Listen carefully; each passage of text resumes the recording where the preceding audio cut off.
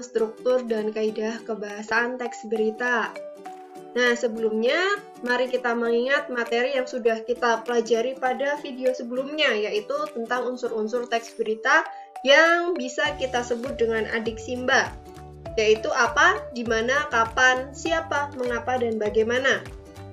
Apa dapat kita gunakan untuk menanyakan sesuatu? Bisa berupa keadaan atau perbuatan. 2. Di mana untuk menanyakan tempat atau lokasi. 3. Kapan untuk menanyakan waktu. 4. Siapa untuk menanyakan pelaku atau orang. 5. Mengapa untuk menanyakan alasan atau penyebab. 6. Bagaimana untuk menanyakan proses atau cara. Dan satu lagi ada tambahan kata tanya berapa, yaitu untuk menanyakan banyak yang berupa jumlah atau satuan. Tetapi kata tanya berapa ini tidak wajib ada, tidak selalu ada di dalam teks berita. Maka di sini saya berikan dengan warna berbeda. Baik, selanjutnya kita membahas tentang struktur teks berita. Struktur teks berita ini bentuknya seperti piramida terbalik. Jadi informasi yang diberikan itu di paragraf-paragraf awal sifatnya luas, kemudian semakin lama semakin menyempit atau mengerucut. Yang pertama, diawali dengan judul berita, kemudian kepala berita atau lead, selanjutnya tubuh berita, dan yang terakhir ekor berita. Kita bahas satu persatu. Yang pertama, kepala berita atau lead, itu berada di bagian awal berita. Isinya fakta-fakta terpenting, terdapat pada paragraf pertama sampai dengan paragraf kedua. Lead yang ideal memuat semua komponen 5W1H atau adik Simba tadi. Tetapi tidak selalu pertanyaan mengapa dan bagaimana atau unsur mengapa dan bagaimana itu ada di bagian kepala atau lead. Yang selalu ada di bagian kepala berita itu adalah apa, di mana, kapan, siapa. Nah, itu jelas ada di dalam kepala berita. Maka, seorang pembaca itu biasanya hanya dengan membaca kepala beritanya saja sudah mengetahui isi beritanya secara umum. Selanjutnya, tubuh berita. Tubuh berita ini berisi penjelasan dari unsur-unsur 5W1H atau adik Simba secara lebih rinci. Jadi apa yang ada di dalam kepala berita itu dijelaskan kembali di dalam tubuh berita, tetapi diperinci lagi informasinya. 2. Tubuh berita merupakan keseluruhan dari peristiwa yang diangkat menjadi berita dan merupakan penerusan dan penjabaran lebih lanjut isi lead. Nah, itu tadi. Nah, selain itu, kalau biasanya di kepala berita belum menjelaskan tentang unsur mengapa dan bagaimana, di tubuh berita inilah unsur mengapa dan bagaimana itu dibahas secara lebih mendetail seperti itu. Yang terakhir, ekor berita. Ekor berita ini berisi penutup berita, berupa kesimpulan dan saran. Yang kedua, ekor berita tidak harus ada dalam sebuah berita. Jadi, setelah tadi kepala berita itu menjelaskan fakta-fakta terpenting, kemudian tubuh berita itu berisi penjelasan dari kepala berita, maka ekor berita ini isinya adalah penutup atau kesimpulan. Nah, tetapi ekor berita ini juga tidak harus ada di dalam sebuah berita. Jadi, tidak semua teks berita itu memiliki ekor berita. Nah, kenapa kalau tidak harus ada kok ditulis di dalam struktur ini? Ya karena secara umum memang teks berita itu harus memiliki struktur ekor berita. Kita bayangkan kalau misalnya seekor kucing, dia memiliki kepala, tubuh, tetapi tidak memiliki ekor sebagai penyeimbang. Nah, tentu kehidupannya juga akan terganggu, tidak seimbang. Begitu juga dengan berita. Fungsinya ekor berita adalah untuk menyeimbangkan isi dari kepala dan tubuhnya. Sehingga dengan adanya penutup atau kesimpulan itu, sajian beritanya lebih baik, lebih menarik, lebih seimbang seperti itu. Selanjutnya kita membahas tentang kaidah kebahasaan teks berita. Kaidah kebahasaan teks berita yang pertama ada penggunaan bahasa bersifat standar atau baku. Jadi bahasa yang digunakan di dalam teks berita itu sifatnya standar. Bahasa Indonesia baku. Kalau misalnya teks berita itu menggunakan bahasa yang sifatnya kedaerahan, sebuah berita disajikan dengan bahasa Sunda. Tentu orang Jawa yang tidak mengerti bahasa Sunda juga tidak akan memahaminya. Begitu juga sebaliknya. Jika menggunakan bahasa Jawa, orang-orang dari suku lain atau daerah lain yang tidak mengerti bahasa Jawa tentu tidak akan memahami isi beritanya. Kecuali kalau memang berita itu disajikan untuk wilayah lokal saja. Kan ada tuh tayangan berita atau koran-koran yang hanya ditayangkan atau diedarkan di wilayah lokal daerah situ saja, sehingga bisa menggunakan bahasa daerah seperti itu. Misalnya juga sebuah berita itu disajikan dengan bahasa gaul. Tentu orang-orang yang sudah lanjut usia, yang sudah tidak mengikuti pergaulan atau perkembangan bahasa slang masa kini, mereka akan kesulitan untuk memahaminya. Yang kedua, menggunakan kalimat langsung sebagai variasi. Nah, di sini contohnya siswa wajib menggunakan masker saat datang ke sekolah, jelasnya. Kalimat langsung itu ditandai dengan adanya dua tanda petik di awal ini dan juga di akhir. Nah, yang ketiga, penggunaan konjungsi bahwa. Konjungsi itu apa? Konjungsi adalah kata yang digunakan untuk menghubungkan kata dengan kata lain atau kalimat satu dengan kalimat lain. Intinya konjungsi itu adalah kata hubung. Penggunaan konjungsi bahwa yang berfungsi sebagai penerang kata yang diikutinya. Di sini contohnya Kepala SMP Cerdas Jaya mengungkapkan bahwa penggunaan masker bagi siswa di sekolah sifatnya wajib. Seperti itu. Lanjut, yang keempat, penggunaan kata kerja mental atau kata kerja yang terkait dengan kegiatan dari hasil pemikiran. Contohnya memikirkan, membayangkan, berasumsi, berpraduga, berkesimpulan, dan beranalogi. Jadi, penggunaan kata kerja mental atau kata kerja mental itu sendiri, itu kegiatan yang dilakukan oleh seseorang, itu nggak bisa kita lihat. Contohnya seperti ini, Rudi sedang menyapu. Nah, si Rudi sedang menyapu itu kan bisa kita lihat dengan mata. Tetapi ketika Rudi memikirkan ibunya, kegiatan Rudi sedang memikirkan ini kan tidak bisa kita lihat. Nah, itu bedanya kata kerja mental dengan kata kerja yang biasanya.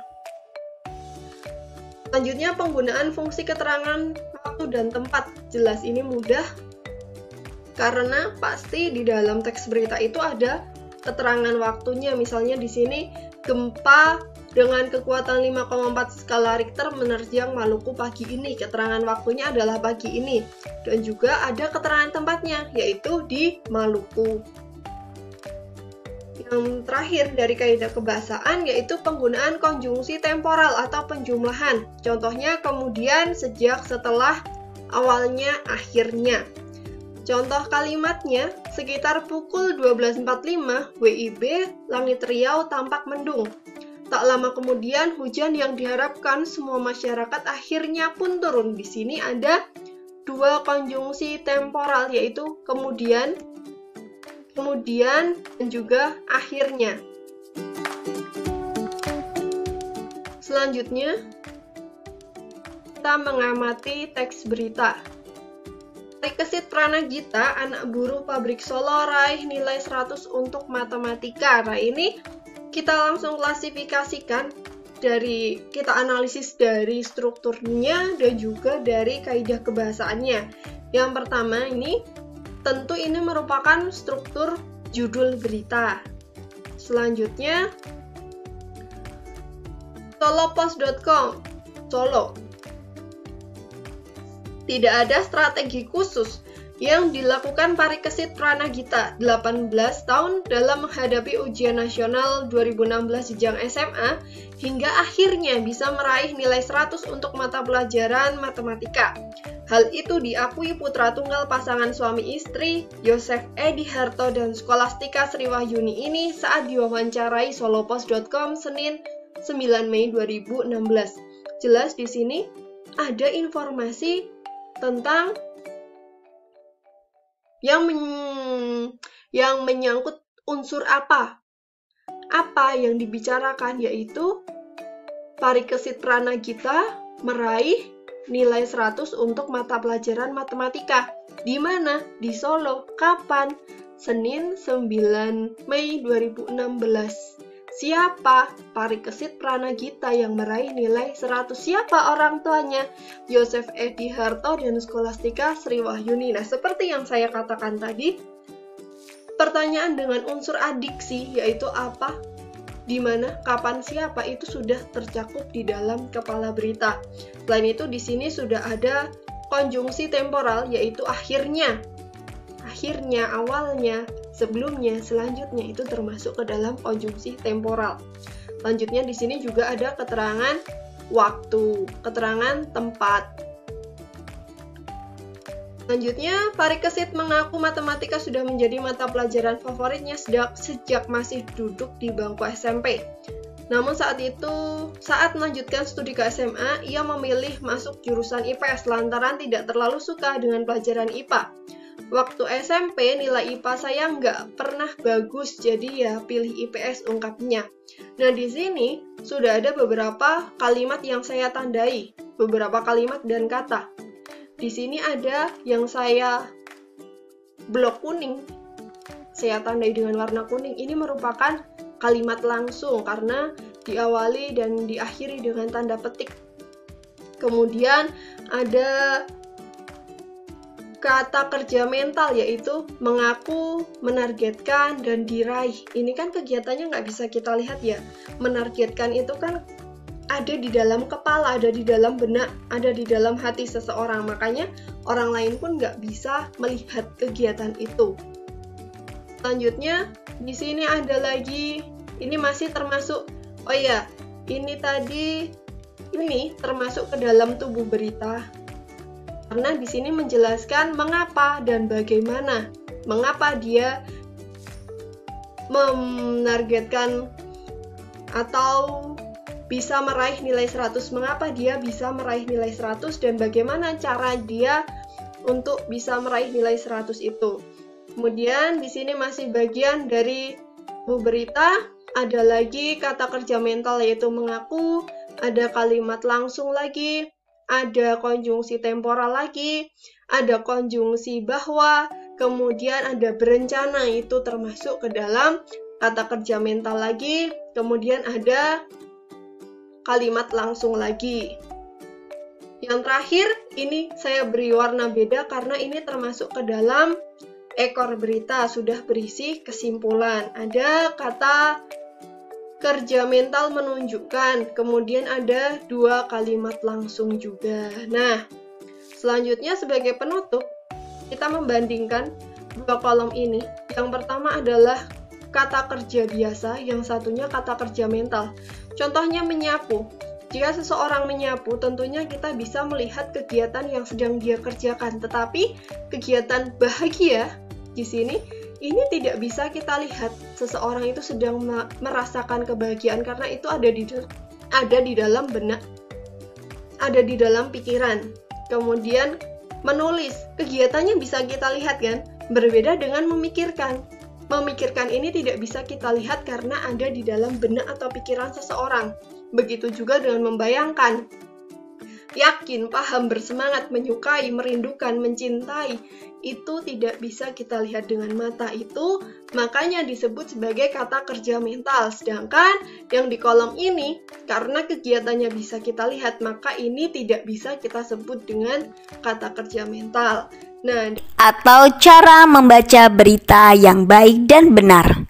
1. Penggunaan intonasi yang tepat. 2. Perhatikan artikulasi lafal. 3. Volume suara yang sesuai.